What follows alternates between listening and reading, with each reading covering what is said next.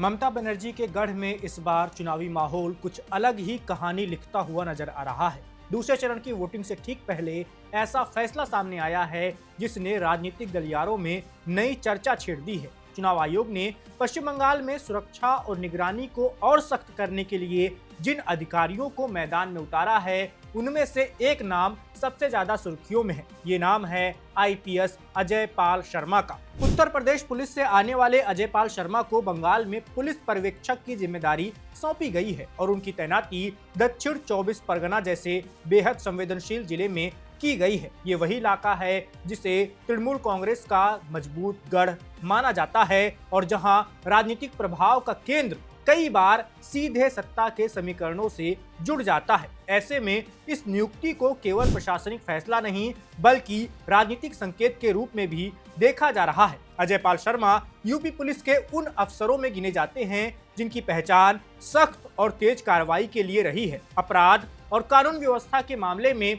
उनकी छवि एक ऐसे अधिकारी की रही है जो सीधे और निर्णायक कदम उठाने के लिए जाने जाते हैं। यूपी में तैनाती के दौरान उन्हें कई बड़े ऑपरेशनों और कड़े कानून व्यवस्था अभियानों से जोड़ा जाता रहा है। उनकी फिटनेस, सख्त अनुशासन और अपराधियों के खिलाफ त्वरित कार्रवाई ने उन्हें एक अलग पहचान दे दी है। यही कारण है कि उन्हें आमतौर पर सिंघम जैसे उपनामों से भी जोड़ा जाता है जो उनकी कार्यशैली की छवि को दर्शाता है। दक्षिण 24 परगना बंगाल की राजनीति में हमेशा से संवेदनशील जिला रहा है। यहाँ ग्रामीण और तटीय इलाकों का मिश्रण है और चुनाव के दौरान कई बार तनाव और झड़पों की खबरें सामने आती रहती हैं। राजनीतिक दलों के बीच यहाँ सीधा मुकाबला होता है और मतदान के दौरान सुरक्षा व्यवस्था एक बड़ी चुनौती बन जाती है। ऐसे में इस बार चुनाव आयोग ने अतिरिक्त निगरानी और सख्त नियंत्रण के लिए कई पुलिस पर्यवेक्षकों की नियुक्ति की है, जिनमें अजय पाल शर्मा का नाम सबसे पहले सामने आया है। उनकी तैनाती को लेकर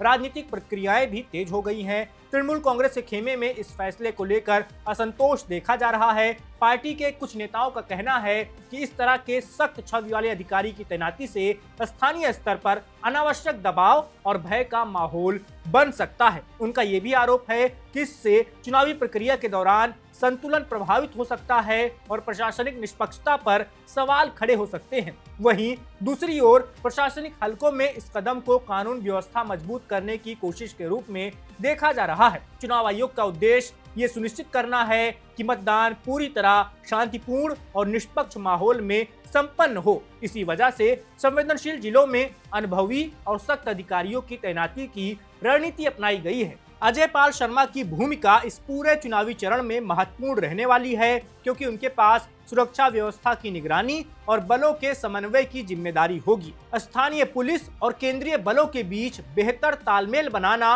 और किसी भी अप्रिय घटना को रोकना उनकी प्राथमिक जिम्मेदारी होगी। दूसरे चरण के मतदान से पहले उनकी तैनाती ने पश्चिम बंगाल की राजनीति में एक नई बहस जरूर शुरू कर दी है। अब सबकी नजर इस बात पर टिकी है कि आने वाले दिनों में चुनावी मैदान में हालात किस दिशा में जाते हैं और ये सख्त प्रशासनिक रणनीति कितना असर दिखा पाती है। इस वीडियो में बस इतना ही। मेरा नाम वैभव है, आप देखते रहिए वन इंडिया।